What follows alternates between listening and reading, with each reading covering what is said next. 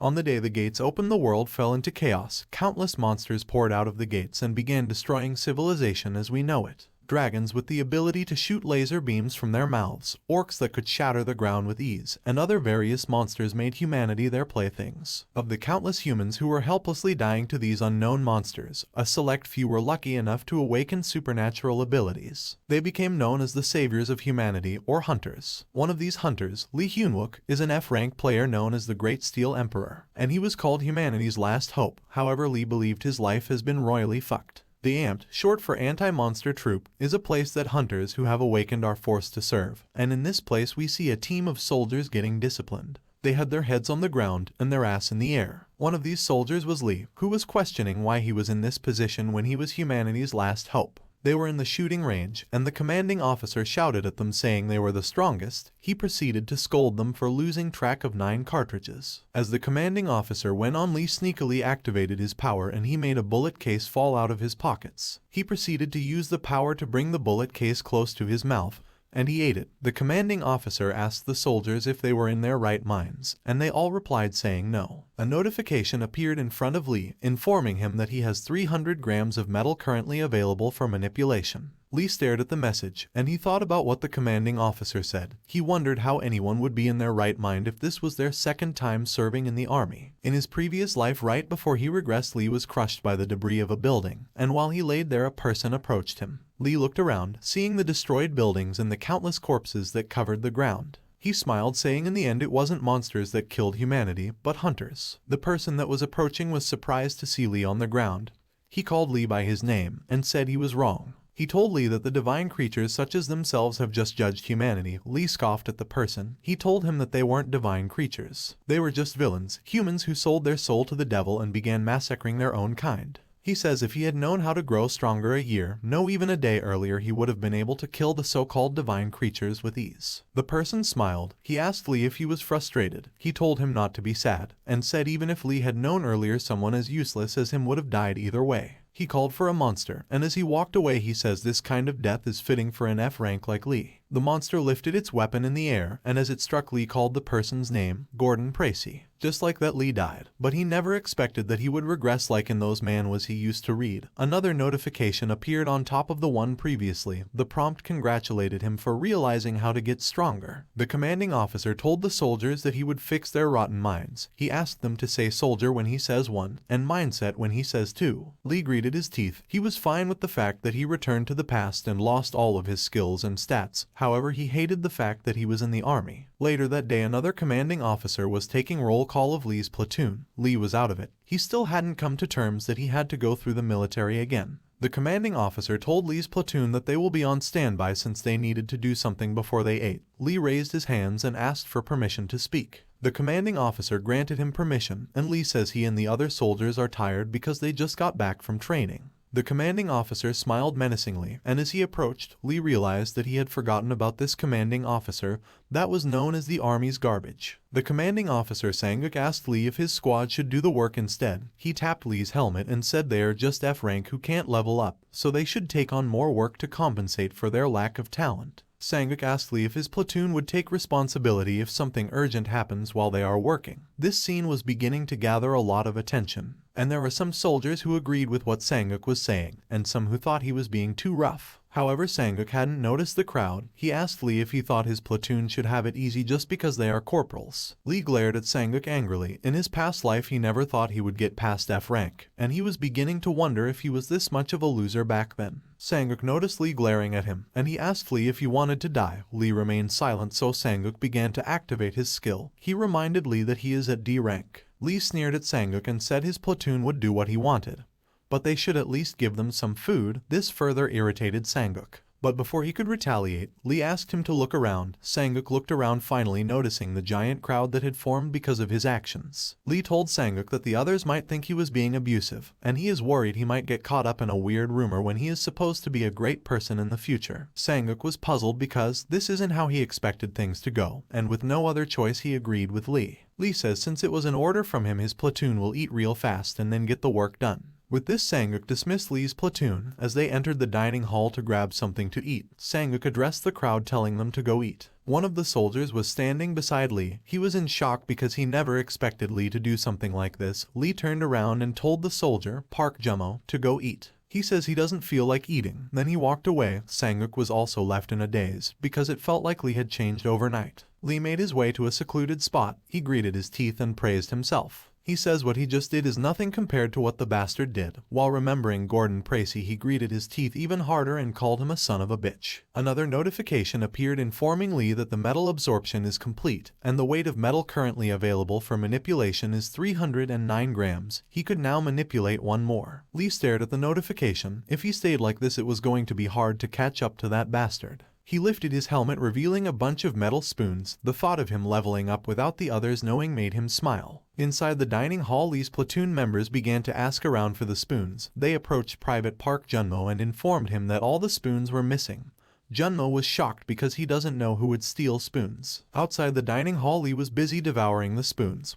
But he still hadn't gotten used to the taste of steel. Another message appeared notifying Lee that metal absorption had begun. He had 13 minutes until the metal was absorbed, and the weight of metal he had available for manipulation is expected to increase by 1.25 grams. Lee took out a M7 bayonet. One M7 bayonet is 140 grams, and if Lee wanted to add more weight on it for impact, he would only be able to control one of the combat knives. Cartridges are just 1 gram, and spoons are only 1.25 grams. At this rate, it would take too long for him to catch up to where he was before he regressed. Lee wondered if he had no other option but to continue eating cartridge and spoons. He looked up at one of the towers, guessing that he will have to prepare for a gate that will appear in 3 days, because his goal is to kill a boss monster even though he is only level 1. He infused his mana into the combat knife, and he began to manipulate it. He was determined to show what it means to be an expert. 3 days later, at the 3rd Brigade 1st Battalion Station Namsan 5th Post, Lee and Junmo were on guard together. Junmo told Lee that he had changed recently. Lee looked at his watch, checking the time. He asked Junmo if his recent change is making him uncomfortable. Junmo said no, however Lee was not paying attention.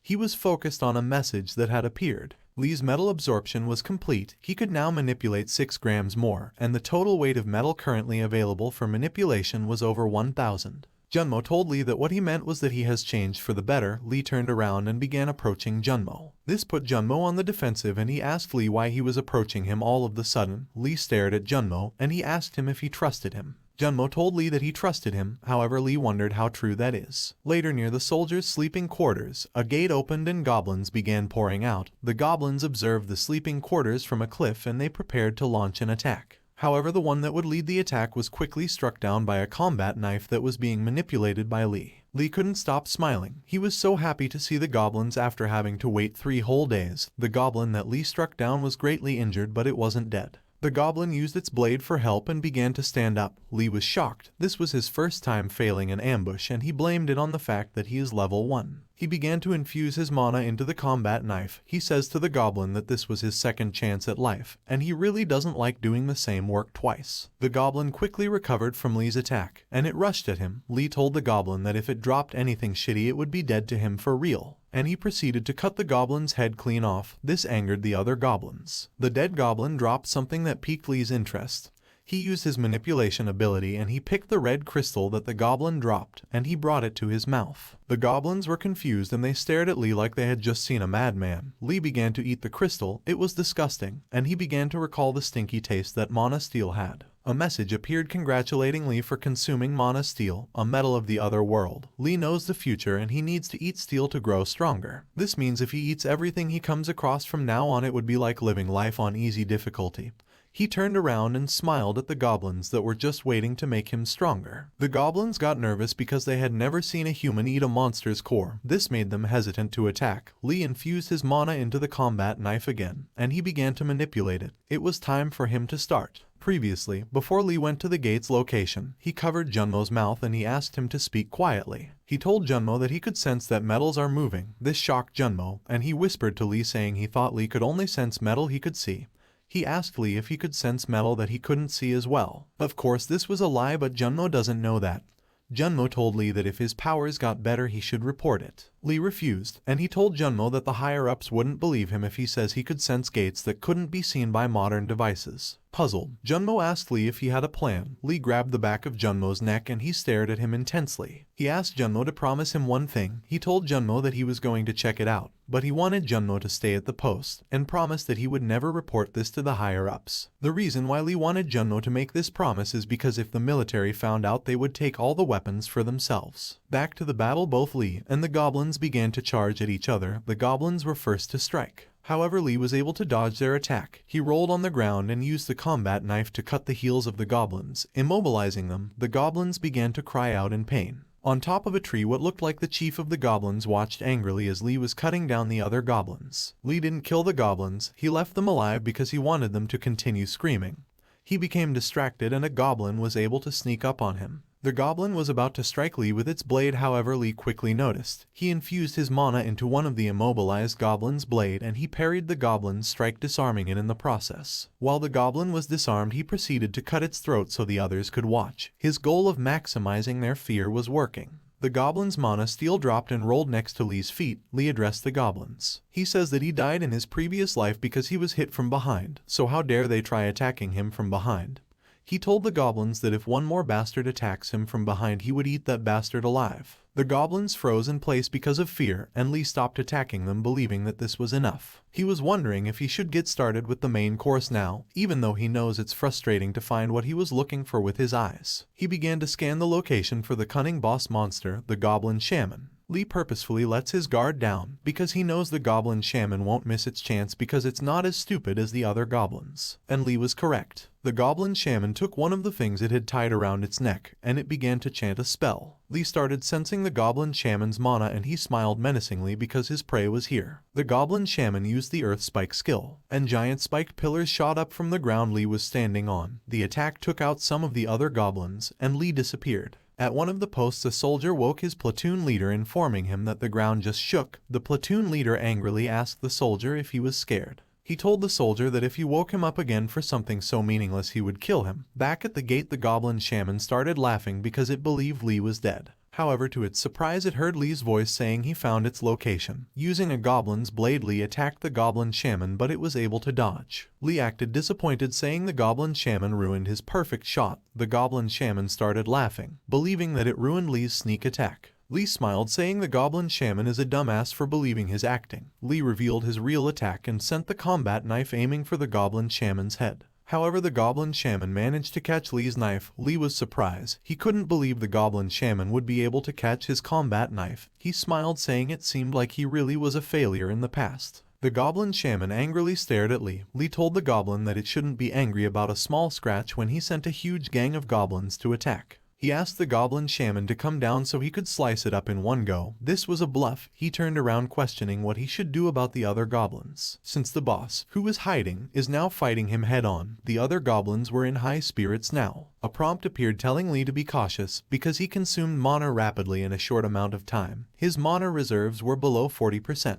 Lee realized that this was a big problem, and since it comes to this, he has no other choice. He removed the safety from his gun, saying if he can't eat the Goblin Shaman, then they should die together, and even if it takes a long time. He promised that in the end he was going to eat the Goblin Shaman. Their battle was interrupted by Junmo, who was close by, calling for Lee. The Goblin Shaman quickly ordered the other goblins to attack Junmo. Seeing the goblins rushing at him, Junmo was frozen in place due to fear, and as he was about to be struck down by a goblin, Lee called out to him, telling him to get down. Junmo quickly ducked and covered his head, and Lee opened fire on the goblin. The goblin was pushed back, but the bullets had no effect. Lee manipulated one of the goblin's blades on the floor and attacked the goblin with it, but the goblin easily blocked the blade. The goblin opened its mouth widely and it started laughing. But it shouldn't have done this because Lee jumped at him and placed the barrel of his gun in the goblin's mouth, and he opened fire. After dealing with the goblin, Lee quickly turned around and he pointed his gun at the other goblins, however they were gone. This angered Lee because he missed his opportunity and he never expected the Goblin Shaman to be so cautious. Another platoon leader radioed in, asking each post for a report since he heard gunfire. Lee quickly reported that a gate had appeared in the area. He told the other platoon leader that the monsters are goblins, and that they left the area after the first skirmish. He also reported that there were no casualties in his post. An order was given from the higher-ups for Lee's post to be on standby to defend their post. Lee quickly realized that she would be arriving soon in some building, a red-haired woman, and a couple of soldiers quickly got ready to respond to the gate opening. This lady is the Ant's paladin, and her name is Seo Yunha, and when she arrives at the location, Lee knows she will stop the gate like she did in his previous life, and the military will take all the weapons. And the legendary item, adamantium, that dropped in his previous life would also be taken by the military. This legendary item was the ultimate item that made people call him the Steel Emperor. If he misses this chance to get it now, he won't get another chance for 4 years. And if that happens, he will be at the same level as his previous life. This made him determined to get the adamantium first.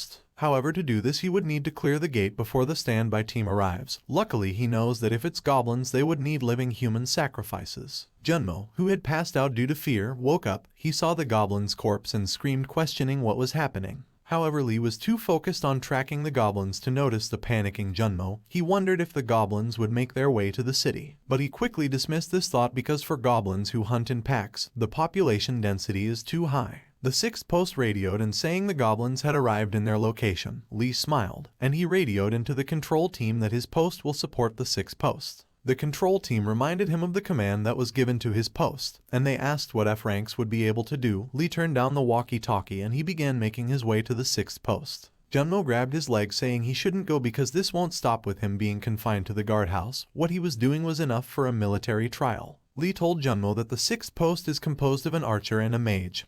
They are long-ranged hunters and wouldn't be able to handle the goblins, so if they don't receive help quickly, it's likely they would die. Junmu asked Lee if he thought going by himself would change anything, and Lee said he wasn't alone. He pointed at Junmo, saying he had him. Junmo looked confused, so Lee asked if he didn't hear him correctly. At the 6th post, one of the soldiers radioed into the control room informing them that they were in need of help. He says Corporal Kim Jeong is down. The control team informed them that the rapid response unit had departed, and they asked the 6th posts to defend their location with their lives. However, with the way things are going, it seems the 6th post will be wiped out. The goblins were all over the 6th post building. Luckily, Corporal Kim had acted quickly, and he casted a barrier over the building. The soldier with Corporal Kim asked Kim if he was okay. Kim was barely holding on to life. He told the soldier that the barrier he casted wouldn't last long. The soldier radioed into the control room again, asking if they planned on coming after the goblins finished them off. Suddenly, all of the banging noise the goblins were making stopped. This confused the soldier, and he looked around, questioning why the goblins stopped attacking. Outside, the goblin shaman was casting the earth shot skill. After it finished chanting, hundreds of boulders were shot at the 6th post. Inside, Kim and the soldier hung on for dear life. The soldier asked Kim if he knew what's happening now, and Kim says the boss monster was attacking. He told the soldier that after the post is destroyed, it's likely the goblins will capture them and bring them to an altar where they will harvest their hearts while they are still alive. Kim lifted the barrel of his gun and brought it close to his mouth. The soldier questioned what the corporal was doing, and Kim told the soldier that ending it now would be less painful than having the goblins rip his heart out. The soldier was brought to tears. It seemed like there was no way to avoid death. The goblin shaman started casting another earth shot skill. As it chanted its spell, the soldier received good news. Lee radioed into the 6th post saying he would be assisting them from now on. He asked the soldier, Private Park, to load his crossbow, and when he did, he should use his fire skill and aim at the light. This confused Private Park, so Lee repeated that he wanted Park to get his crossbow and take aim at the light. Park followed Lee's orders. He loaded his crossbow and began casting his fire skill. However, he was still doubtful because he believed they would need a unit of archers at his level to be able to put up a fight. As he looked out, he could see the boulders of the goblin shaman's skill forming.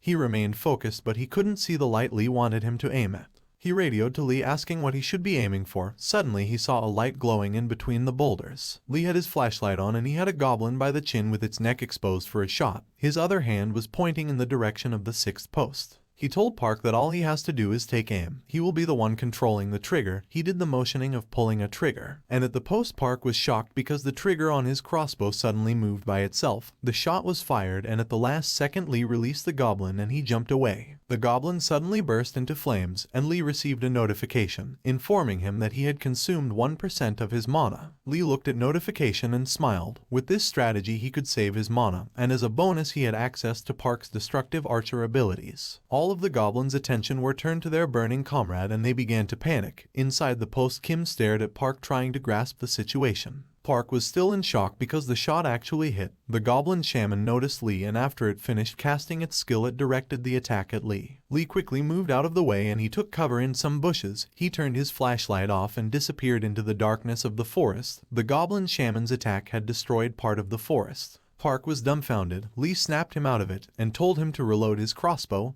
and take aim again. All the goblin shaman could do was watch as Lee sneakily made his way around, slowly wiping his army out. In some other part of the forest, Junmo was going around questioning why Lee put a private like him in charge of finding a boss monster. And even if he could find the boss monster, it's likely he would die after sending the signal. He made his way to the 6th post and he took cover in some bushes. He stopped searching for the boss monster because Lee was in the process of wiping out the other goblins. This left him confused because Lee made it sound like he would be buying time for the response team to get here. However, from the scene it seemed like Lee was trying to clear the entire dungeon by himself. One of the goblins who was fleeing from Lee noticed Junmo hiding in the bushes. The goblin lifted its blade in the air and prepared to end Junmo. Junmo couldn't react in time. All he could do was hope Lee would save him. Luckily, Lee quickly caught up to the fleeing goblin. He used his combat knife to deflect the goblin's blade. Then he turned on his flashlight, and after Park took aim, Lee shot the crossbow, ending the goblin. He turned off his flashlight quickly and ran by Junmo, reminding him of the job he gave him to do. Junmo quickly grabbed his gun and he started his search for the boss monster again.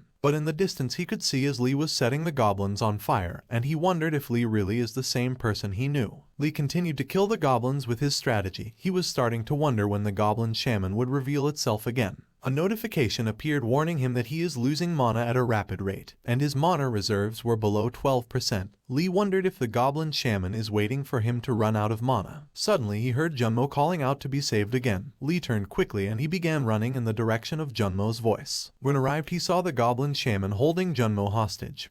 Junmo apologized, saying he did his best to follow Lee's orders, but in the end he was caught. Lee took out his combat knife and prepared to attack. The goblin shaman pointed its staff at Junmo's neck. It spoke in monster tongue, and even though Lee couldn't speak monster, he knew what the goblin shaman was saying. He gritted his teeth, then he dropped his weapon. Suddenly goblins who were hiding in the shadows appeared. Lee told Junmo that because of him it's checkmate. The goblins jumped at Lee to deliver the finishing strike. Lee smiled. He took control of Junmo's gun trigger and he blasted the goblin shaman, greatly injuring it. The goblin shaman dropped Junmo and began to run away. Lee chased after it, saying it's time to bon appetit. With his combat knife he struck the back of the goblin shaman, but his combat knife bounced off because the goblin shaman had leather armor covering its back. Another notification appeared informing Lee that he was quickly running out of mana, and his mana reserves were below 9%. Lee continued to chase after the goblin shaman, questioning why the boss monster only covered its back with the leather armor. The goblin shaman ran back to the gate. Lee was close behind, and after seeing the gate, Lee realized that if the goblin shaman entered, he would lose his opportunity. The goblin shaman began to slowly make its way close to the gate, laughing at Lee. Lee reached forth his hand, pushing his body to the limit to reach the goblin shaman. The goblin shaman jumped at the gate, and as it entered, Lee realized that its necklace was made of metal, with only 7% of his mana remaining. He manipulated the goblin shaman's necklace and pulled it back from the gate. Lee's mana dropped to 4%. The goblin shaman tried resisting, so Lee pulled him back with the chain again, and with 1% of his mana left, he manipulated his combat knife and struck the goblin shaman's skull. The battle ended, but Lee's mana reserves were at 0, and he was exhausted. While barely standing, he complained about his body from the past and said he needs to put it through a workout. As he was standing there, a skill called Holy Light was used in the air. Lee knew she was here. He quickly went to the goblin shaman's body and he began looking for the adamantium. He found it, but the reserve soldiers also found the gate. They pointed their guns at Lee and told him not to move or they would open fire. Lee put the adamantium in his mouth and lifted his hands in the air. The soldiers asked Lee to identify himself. Lee quickly ate the adamantium, and he turned around and identified himself to the soldiers. Because of mana exhaustion, Lee dropped to his knees. The soldiers quickly rushed over and they asked the support group to bring a stretcher for Lee. Seeing how the gate was still open means there are goblins still scattered around, so Sioyuna ordered the other soldiers to spread out and look for the stragglers. Sioyuna was confused by what she was seeing, and she questioned if 4 regular soldiers really took down a boss monster. All of the dead goblins and even the goblin shaman had similar wounds, and after further observation, Sioyuna concluded that this was the doing of one person. As the support team was taking Lee away with the stretcher, Sioyuna could hear him giggling. Lee received a notification congratulating him for consuming the legendary item adamantium. But since a metal was already being absorbed, the adamantium absorption will be delayed. Lee did his best to cover his face so the other soldiers wouldn't see him smiling. Another notification appeared on top of the previous one, informing him that the metal he ate is enchanted, and after absorption he will develop magic skills similar to the enchantment. The expected weight increase the adamantium will give is undeterminable by the system, but the system predicted that the weight and mana boost would be leagues better than previously given for other metals. Seo Yuna watched Lee. She couldn't understand why he was laughing in this kind of situation. Lee received another notification. This one congratulated him because immediately after he consumed the adamantium, a rare ability was revealed. He could now detect all metals within his range of control. Lee was excited. He finally got the skill back. The control team radioed for Seo Yuna saying they found the runaway goblins and they were close to post 6.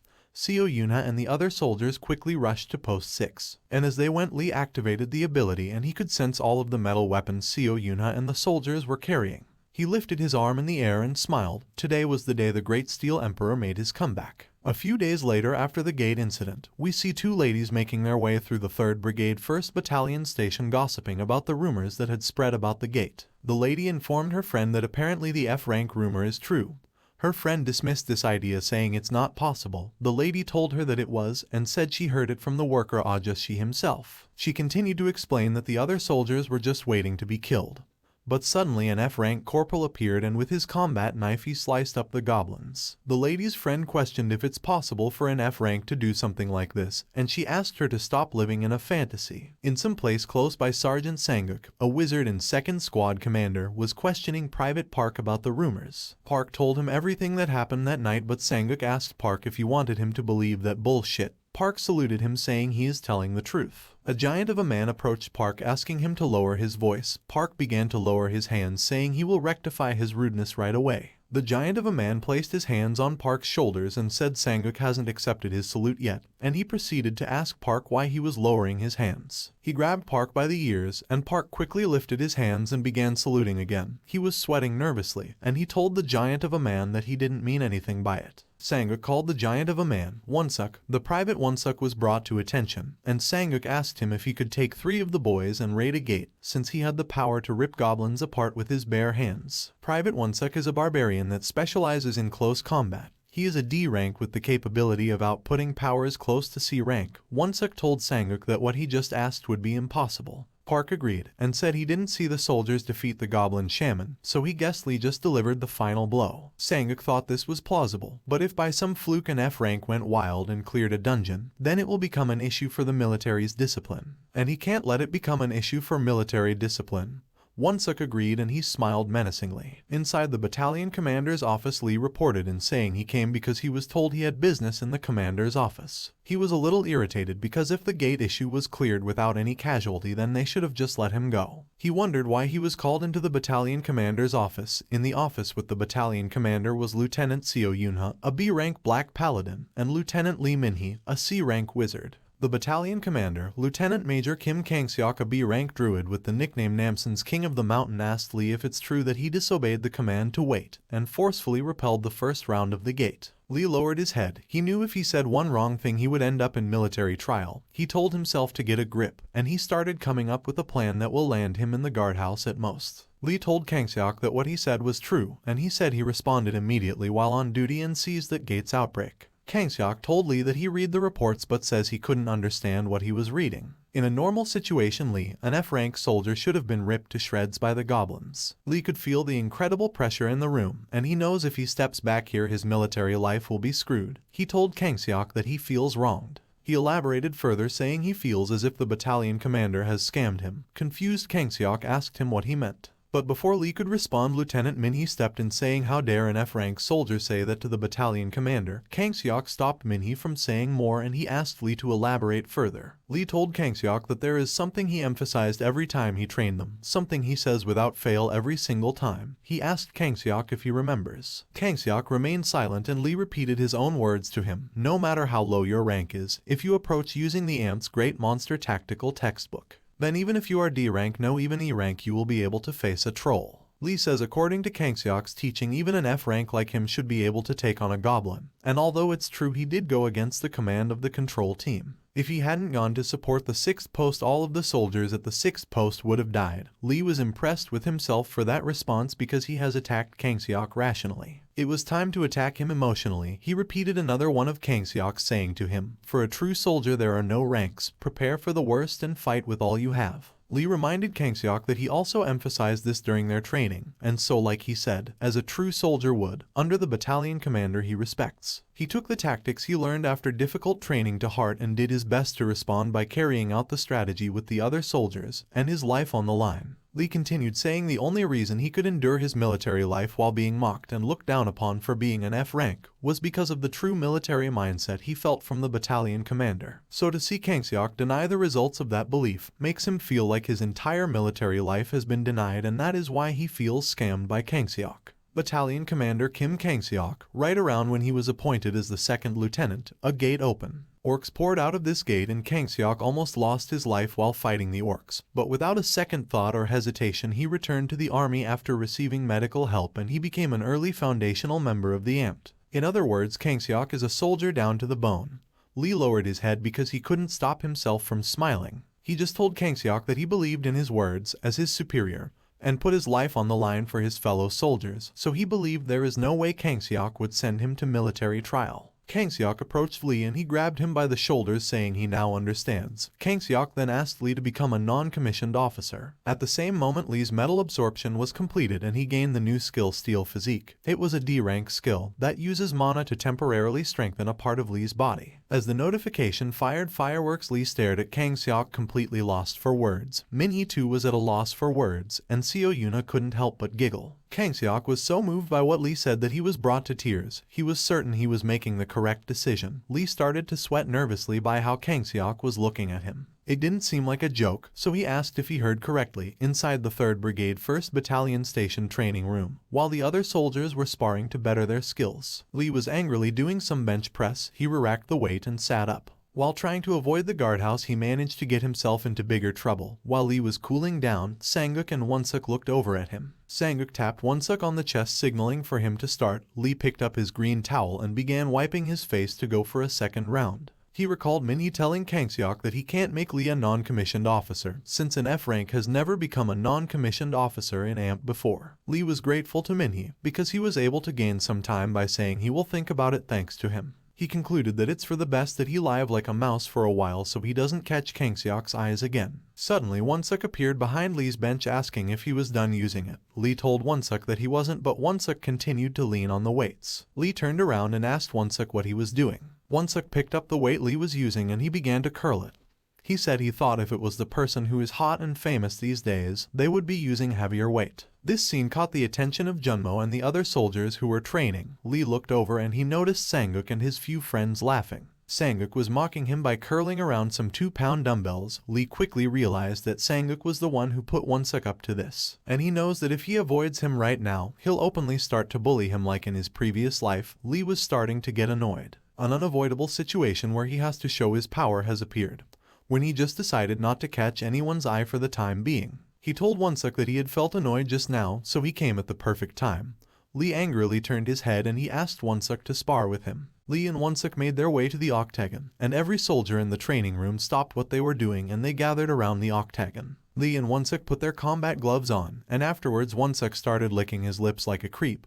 He told Lee that he was about to teach him a lesson. Wonsuk quickly charged in and threw a left hook. Lee lifted his gloves and prepared to defend against the punch. Outside the training room, a high-ranking officer was talking to one of the soldiers. The soldier informed the officer that the soldier named Choi Yeonjun went on vacation. This disappointed the officer. The officer told the soldier that he was excited since he heard Choi Yeonjun had the talent to be a sword saint, and he came because he wanted to see that talent with his own eyes. The soldier informed the officer that even though Sergeant Choi Yeonjun is the ace right now, there is another soldier who is called the future ace and he possesses the barbarian trait. Jin Myung-ho, the warrant officer and the tactical instructor for the AMT's most elite special forces unit Black Tiger, had his interest piqued. The soldier pointed at the training room and he informed Myung-ho that the future ace is currently sparring another soldier and said it would be a shame for Myung-ho to return empty-handed after coming all this way. Inside the training hall, Lee deflected Wonsuk's previous punch and he quickly took a step back. However, Won-suk was relentless. He launched a fury of punches at Lee. Lee evaded every single punch, but he was quickly backed into a corner. With Lee in the corner, Won-suk quickly rushed in and he threw another left hook. The crowd held their breath in anticipation, expecting that Won-suk had finished the fight with this punch. Junmo was in the crowd as well and he covered his eyes. Lee ducked. Evading Won-suk's punch, he proceeded to roll to the center of the octagon, and he taunt Won-suk.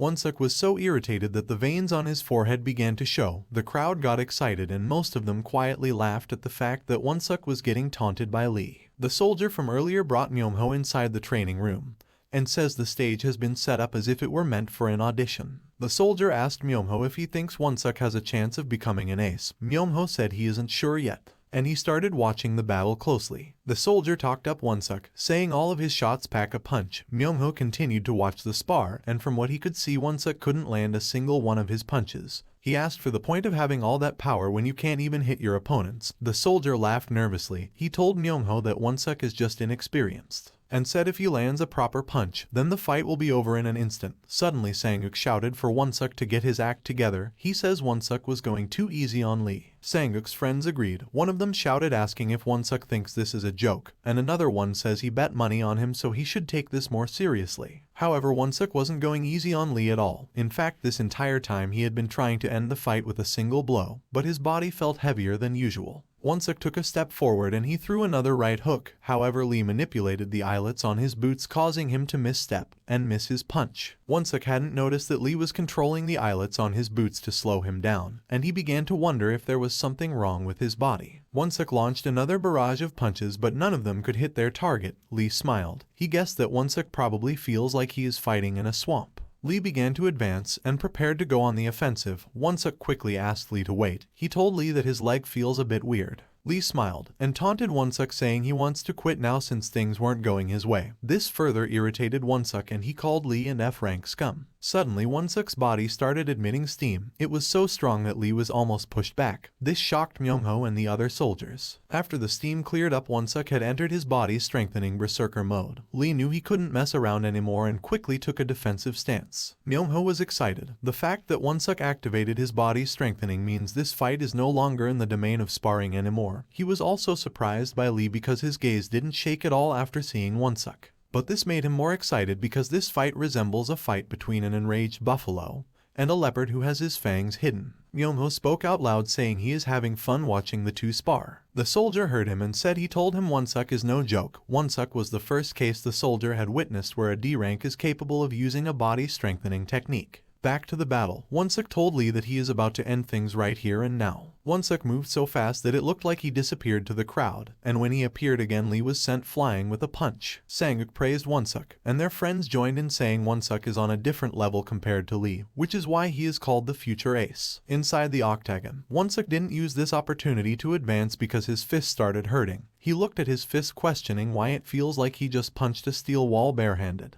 Lee had taken no damage from Won-suk's attack because he activated the D-rank skill he got earlier, strengthening body transformation, a skill that allows him to temporarily strengthen a part of his body, making it as hard as steel. Lee smiled menacingly and he taunted Won-suk, saying he got back at the big pig, so he should come at him. Won-suk was blinded by rage. He told Lee that he is nothing more than a worthless F-rank, and he rushed in quickly and recklessly threw another punch. Lee swiftly evaded and he moved to the side of Won-suk. He activated his body strengthening ability on his foot, and he kicked Won-suk's calf. Won-suk lost his balance and he fell to the ground. Lee felt using his new strengthening skill on a guy like Won-suk is a waste, but for fuckers like him, who act up because they're strong, the best cure is a beat down. Lee strengthened his fist, and he knocked Won-suk to the floor with a powerful punch. While Won-suk laid on the floor, Lee proceeded to attack him with a barrage of powerful punches. The crowd was in shock. Myung-ho smiled. It seemed like Lee finally showed his fangs. And if this was in the animal kingdom, then Lee has finally grabbed hold of the buffalo's neck. And if Lee is a real beast, there is no way he would let go of his prey's neck. He wanted Lee to go for Won-suk's jugular. However, Won-suk suddenly grabbed hold of Lee's shirt, and he lifted him in the air. He called Lee a bastard, and said he doesn't know what trick Lee is using, but this is where he dies. He swung his fist downwards. Before his head was smashed into the ground,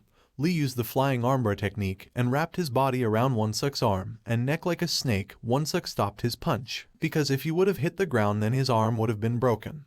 Myung-ho was impressed and he concluded that he underestimated Won-suk. Myung-ho realized that there is no way a normal hunter can win against a barbarian who's using body strengthening, and he began to wonder if he overestimated Lee. Won-suk laughed, saying Lee is struggling for his life like the cockroach he is. He threw a punch aimed at Lee's face. He asked him if he thinks he can crush his arm like that. Lee used his strengthening skill on his hands, and he squeezed one of Won-suk's fingers, causing him to let go of his shirt. Then he moved behind Won-suk and he put him in a rear naked choke. Myung-ho praised Lee for this move because even if Won-suk uses the body strengthening skill, he is still susceptible to carotid artery. Won-suk laughed, saying all he needs to do to get himself out of the rear naked choke is use his strength to take Lee off of him. Won-suk grabbed Lee's arms, and Lee began to smile menacingly. He activated his steel body strengthening around his arms. Won-suk tried with all of his might, but to his surprise he couldn't take Lee off of him. Lee suddenly received a notification warning him that he is using the steel body strengthening skill in a wider range than his current threshold. Lee ignored the system's warning and he wrapped his arms around Won-suk's neck even tighter. He received another notification warning him that excessive use beyond the threshold can crush his own body. One of the soldiers in the crowd turned to Sang-uk asking if he wasn't going to stop the fight. He said with Won-suk's personality,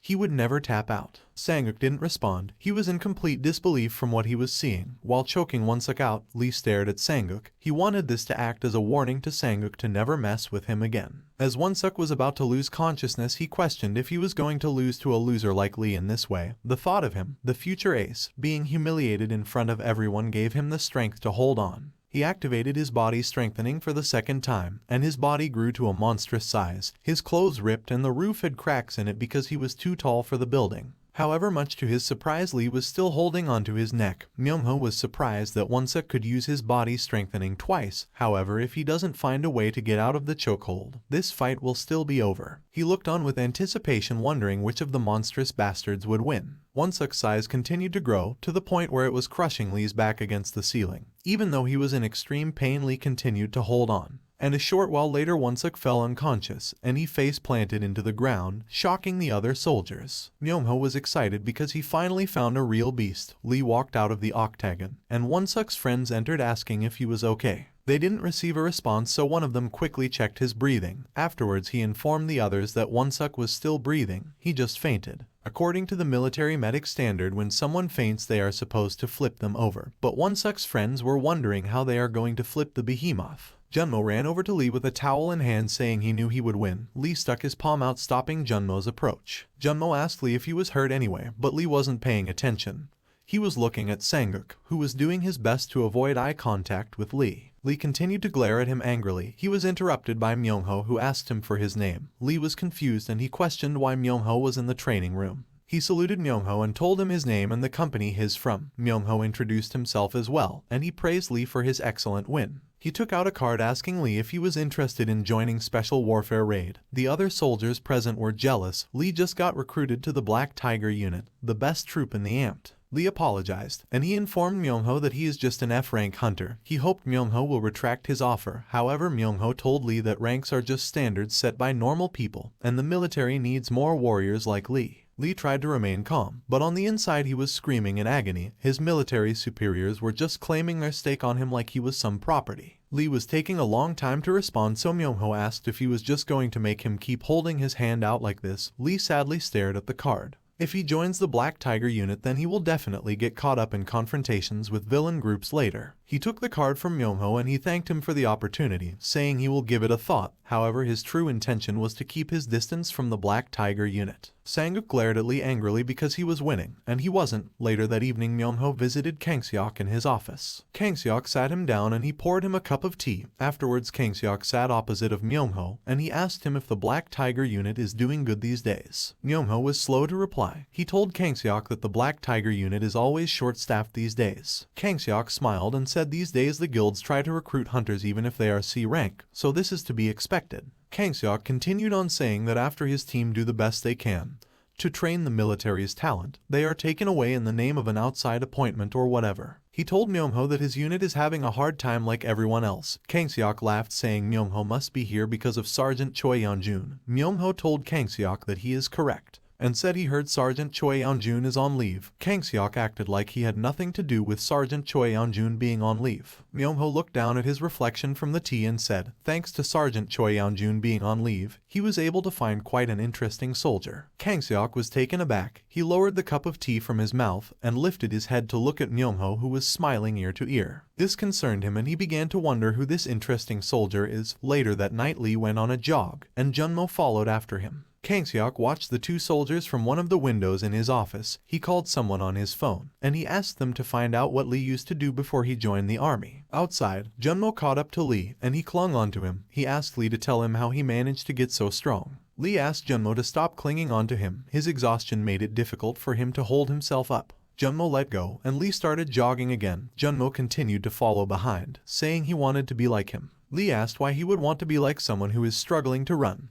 Back inside Kang Seok's office, the person he was on the phone with informed him of ways to deal with Lee, and Kang Seok chose one of the plans. He hung up, and he looked outside the window, seeing Lee's exhausted face. He smiled creepily, saying what's about to happen isn't his fault. It's all Lee's fault for making others so greedy. In the busy streets of the city, we see a woman and her child picking up some food from a restaurant server. While she was distracted, a shadowy figure passed by and the child noticed. He chased after this creature thinking it was a monkey. The creature turned into an alleyway, and it waited for the child to catch up. The child caught up, and after getting a good look of the monster, he realized that it wasn't a monkey and he started crying. The monster faced the child and it started laughing. Behind the monster, pairs of yellow eyes began to glow in the darkness of the alleyway. And even further behind was the gate. The monsters proceed to kill the child. Later into the night, Seo Yuna brought Lee to the battalion armory. Lee looked around and he was amazed by all the different and high-ranking weapons in the battalion armory. Seo Yuna told Lee that the reason he was brought into the battalion armory is because Kang Seok acknowledged his accomplishments, and he wanted to give Lee a weapon as well as some days off. She also informed him that the platoon leader has yet to acknowledge his accomplishments. Lee continued to look around the armory. In his previous life, the platoon leader was stuck up as well, and he concluded that it wasn't something that came with age. He told Seo Yuna that whether the platoon leader believes in him or not doesn't matter, since it's all in the past. Seo Yuna was stunned by what Lee just said. She turned around saying Lee is really smug. The sword marks on the goblins close to the gate were all the same.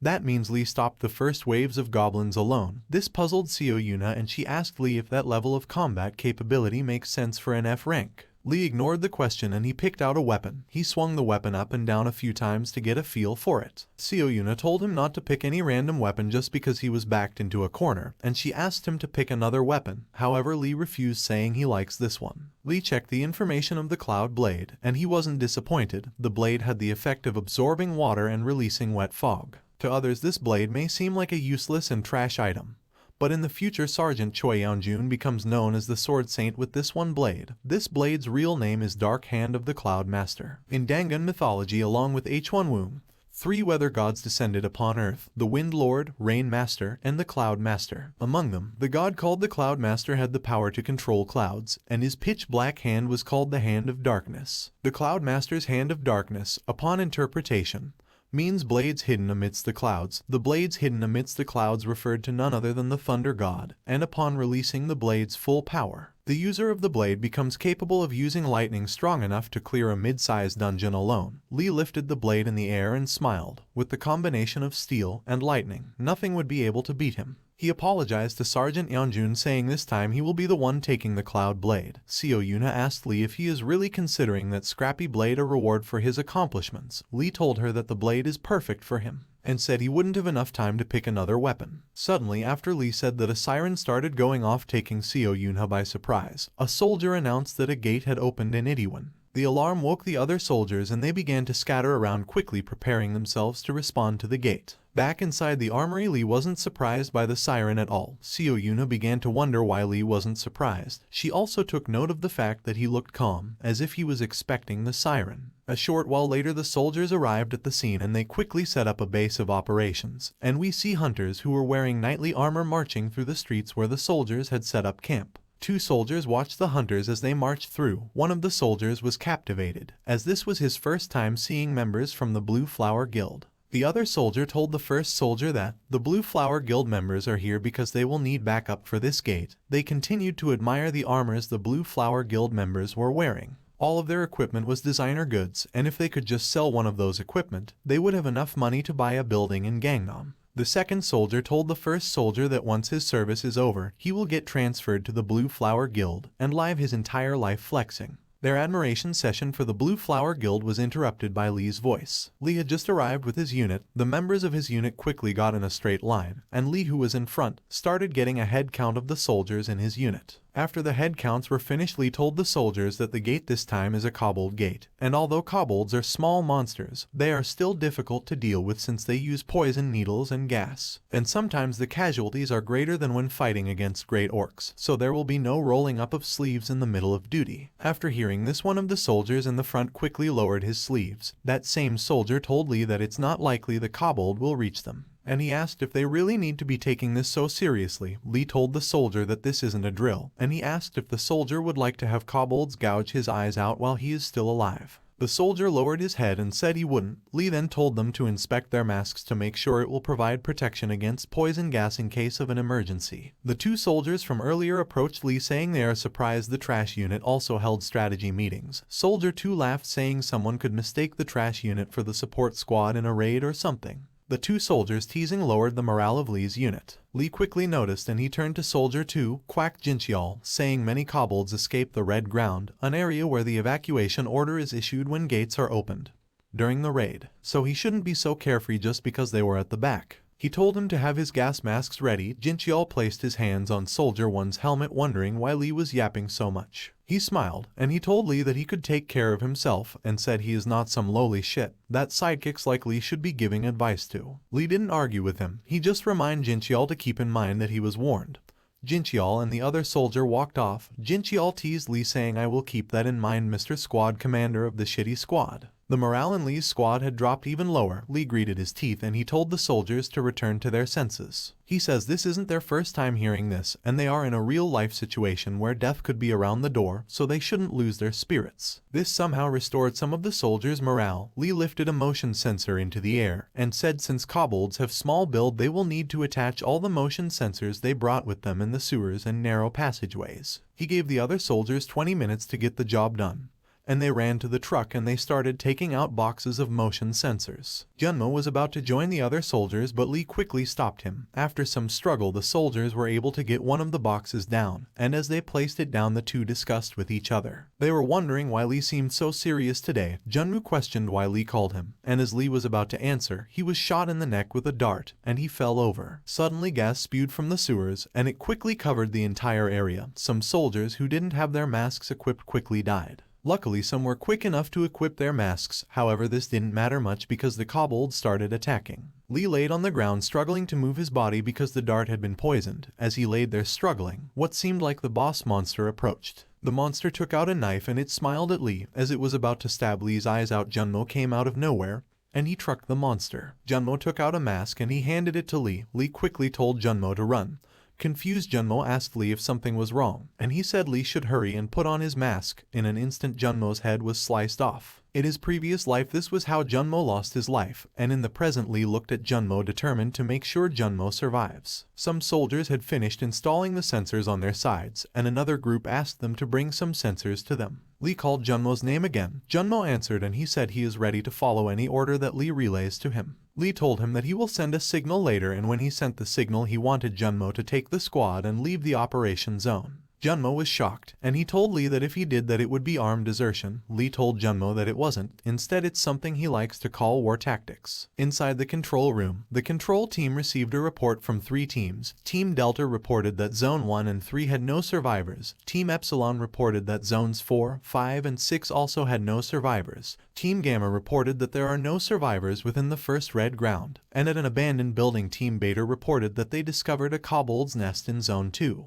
The estimated kobold count was over 200, and they planned on entering the abandoned building using the wide-range magic formation. The captain of Squad Beta gave the signal to his squad, and they swiftly entered the building, then rushed to the center and quickly got into formation. The kobolds in the building surrounded them and quickly rushed in for an attack. The captain waited until the last second to tell the soldiers to fire. When he gave the order, the mages in his unit activated the flamethrower skill, burning the kobolds, and the nun mages opened fire. Back at the soldiers' camp, Lee's unit had finished attaching all the sensors in Zone 2 and Zone 5. As Lee was helping his team attach the sensors, Minhee approached, questioning what he was doing. Lee stood up and he saluted Minhee. He told him that he was helping his team attach the motion sensors according to the manual and marking the relevant location with aluminum tape. Minhee called Lee a piece of shit. He pointed at the Blue Flower Guild members saying they were there to assist, so Lee should stop making a fool of himself over a cobbled gate. He told Lee that the first platoon will start its operation in 20 minutes, so Lee's unit should just get the detox potions. Lee reminded Minhee that the mission to stop the escaping monsters from reaching the civilian area was relayed to them by the vice platoon commander. Because of Lee's shouting, a crowd was beginning to gather, which irritated Minhee. Minhee told Lee that he was forgetting his place just because the battalion commander took an interest in him. He tapped Lee's helmet asking him if he had more than one real battle experience, and Lee replied no. Minhee continued on saying how dare Lee try to teach him when he only has one real battle experience. A pink-haired girl approached them. Sergeant Choi Seonha, a C-rank mage who specializes in healing, asked Minhee if something was wrong. Lee turned and smiled. This is the reason he provoked Minhee into coming here. Seonha was his only weakness. Minhee started laughing, and he told Seonha that it seemed like the support squad was having a hard time assessing the site, so he was just explaining to them what a real battle's like. With a big smile on his face, Minhee asked Seonha why she was here, and Seonha said she was here because the battalion commander called for Lee. Surprised, Lee pointed at himself, wondering if she meant him. Minhee walked away, and on a rooftop of one of the buildings, Seo Yuna and some snipers were on standby. Seo Yuna used her binoculars to observe Lee from the rooftops, and the snipers were using their guns to spy on Lee. Seonha told Lee that he shouldn't let Minhee's saying get to him. However, Minhee wasn't important to Lee right now. He told Seonha that he still has work to do, so leaving now would be hard. Seonha told him not to worry about it. She winked at him, saying she will finish setting up the sensors, so Lee should go see the battalion commander now. Lee was reluctant to go because there wasn't much time left, and he wondered why the battalion commander was calling him all of the sudden. One of the snipers on the rooftops turned to Seo Yuna asking if it was okay for their attack squad to be here in a kobold raid when they are under the battalion commander's direct command. Seo Yuna told them not to worry about it and said this was the battalion commander's orders. She took off her binoculars and added that soldiers are just meant to follow the orders they are given.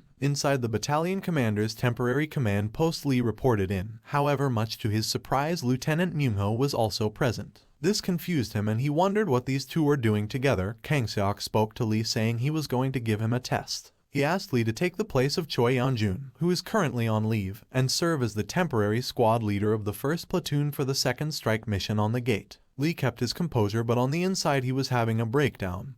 The higher-ups had never paid attention to him in his previous life, not even once, so he was wondering why they are doing it now. He quickly realized that time was quickly running out, so he got his act together, and he told Kang Seok that he has only carried out missions with the support squad, and since this isn't a drill, he didn't understand why Kang Seok wanted to put the lives of the 1st platoon on the line during an actual battle. Kang Seok crossed his fingers, and he told Lee that this was his order. Lee angrily bit his bottom lip. It seemed like there was no way out of this. Then Delta Squad reported into Kang Seok that the boss monster left the kobold nest, and they advised that the personnel on the 2nd and 3rd red ground to stay alert. Lee turned his attention to the report. He knows that this is a sign that the kobolds will pounce on the support squad soon, and if he doesn't get there in time, the whole rear squad will be annihilated. Team Delta advised again that the 2nd and 3rd personnel on the red ground should stay alert. This made Lee grit his teeth, and decided to get out of Kang Seok's temporary command post as soon as possible, no matter the cost. He told Kang Seok that he had something to say, and Kang Seok gave him permission to say it. Sometime later, outside Kang Seok's temporary command post, Seo Yuna saw Lee running out of the temporary command post, and it seemed like he was heading back to his unit. Lee was running at full speed. He called out to his team, trying to warn them about the gas. At the site, the sensors that Lee's unit had set up started going off. But before they could respond, gas started spewing from the sewers. When Lee arrived, the gas had completely covered the entire site. Lee was in shock because the incident was happening quicker than he remembers. He quickly covered his nose and mouth. Thanks for watching. If you enjoyed the video, then hit the like button.